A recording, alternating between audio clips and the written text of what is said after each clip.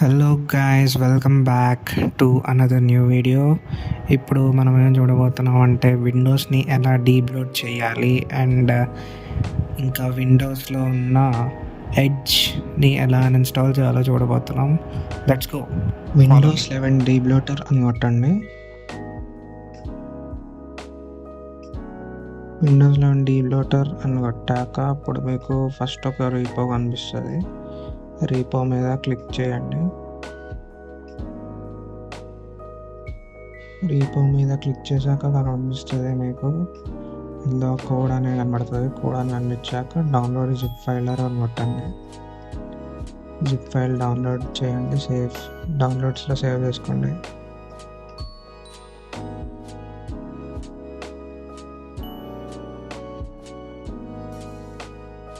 Save చేసుకున్నాక డౌన్లోడ్స్లోకి వెళ్ళి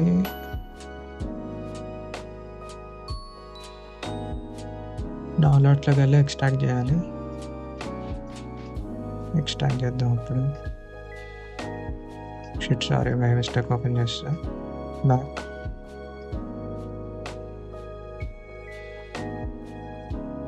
extract all.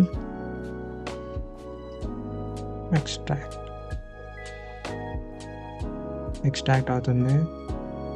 Extract అయ్యాక రన్ అని అది కనబడుతుంది కదా, దాని మీద క్లిక్ చేయండి. క్లిక్ చేశాక రన్ కొట్టండి. రన్ కొట్టాక విండోస్ 11 డీబ్లోట్ ఈజ్ లాంచింగ్ అని చెప్పి ఒక పాపప్ వస్తుంది. పాపప్ వచ్చాక వెల్కమ్ టు విండోస్ 11 డీబ్లోట్ అని చెప్పి ఒకటి వస్తుంది ఇంటర్ఫేస్. ఇందులో కరెంట్ యూజర్ కస్టమ్ సెటప్ చేద్దాం. ఇందులో వేరే కూడా చాలా ఉన్నాయి. వేరే యాప్స్ ఉండకుండా మీకు కావాలంటే ఓన్లీ షో ఇన్స్టాల్డ్ యాప్స్ దాని మీద క్లిక్ చేసుకోండి. లోడ్ అవుతుంది యాప్స్, మన ఇన్స్టాల్డ్ యాప్స్.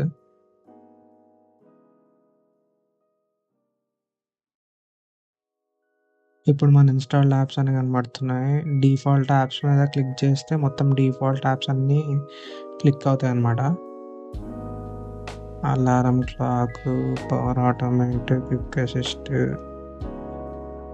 మీకు ఏమైతే అవసరం లేదో అవన్నీ ఇక్కడ క్లిక్ చేసుకొని నెక్స్ట్ కొట్టేయండి. ఇప్పుడు నేను చూస్తాను, నాకు అనవసరమైనది క్లిక్ చేసుకుంటాను. నేను అలారం క్లాక్ అవసరం లేదు, నాకు బింజ్ న్యూస్ అవసరం లేదు, బింజ్ సెర్చ్ కూడా అవసరం లేదు, బింజ్ వెదర్ అవసరం లేదు. క్లిప్ ఛాంప్ వీడియో ఎడిటర్ కాబట్టి కావాలి, సో ఉంచుకోవడం బెస్ట్. దాన్ని కోపైలట్ అవసరం లేదు. Family safety, family feedback hub, media player కూడా అవసరం లేదు, మనకి తీసేయడం best. Microsoft edge main thing, అది క్లిక్ చేసుకోండి. మైక్రోసాఫ్ట్ ఎడ్జ్ అన్ఇన్స్టాల్ అయిపోతుంది. మైక్రోసాఫ్ట్ టీమ్స్ కూడా నాకు అవసరం లేదు, సో నేను అది కూడా తీసేస్తాను. మీకు అవసరమైతే దాన్ని ఎంచుకోండి. Office Hub, Outlook for Windows, power automated, desktop automation tool, remote assistance tool. ఇవి బెటర్, తీసేయడం బెటర్. ఇవి పవర్ ఆటోమేటిక్ ఇంకా quick assist.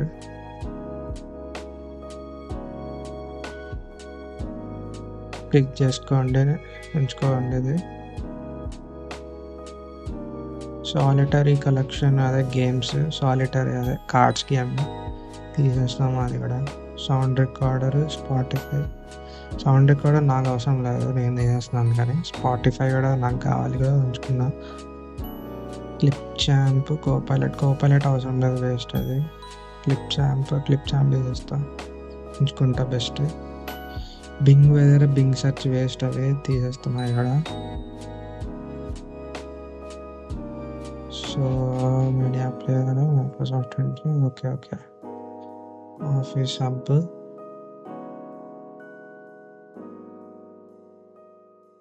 Next.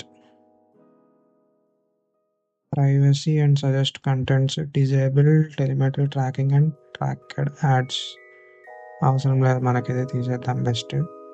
Disable tips and tricks and suggested content throughout Windows. అది కూడా waste. Tips and tricks suggest చేస్తుంది, మనకు అవసరం లేదు. Disable ads suggestions and news feed, మనకు అవసరం లేదు. Hide Microsoft 365 ads and settings కూడా అవసరం లేదు, తీసేద్దాం. ఏఐ ఫీచర్స్ మీరు మొత్తం డిజేబుల్ చేసుకోండి, నాకు కావాల్సిన నేను ఎంచుకుంటున్నా. Disable Microsoft Copilot, disable click to do AI text అని ఏమైనా నాకు అవసరం. అది prevent AI service for starting automatically, disable. నోట్ ప్యాడ్లో కూడా ఒకటి ఉంటుంది, అది కూడా డిజేబుల్ అయిపోతుంది. Appearance okay.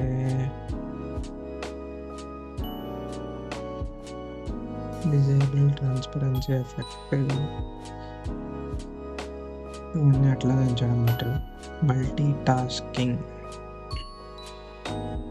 ఓకే, ఇవన్నీ కూడా అలాగే ఉంచడం బెటర్. సిస్టంలో okay acceleration 5x shift, cleanup అన్నీ బెటర్ ఉంచుకోవడం బెస్ట్. ఇవన్నీ విండోస్ అప్డేట్ కూడా మీకు prevent getting updates as soon as, మీకు అవసరం లేదంటే అది కూడా క్లిక్ చేసుకోండి, బెస్ట్ ఆప్షన్ అది. Prevent getting updates as soon as అంటే మీకు అప్డేట్ రాగానే అప్డేట్ అవ్వకుండా ఉంటుంది. Disable sharing download and updates okay, ప్రస్తుతానికి ఏం చేస్తున్నాను, మీకు కావాలంటే అది కూడా తీసేసుకోవచ్చు. ఫైల్ ఎక్స్ప్లోరర్ ఇవన్నీ బెస్ట్ ఉంచుకోవడమే బెస్ట్ ఇవన్నీ, సో నేనేం తీయట్లేదు.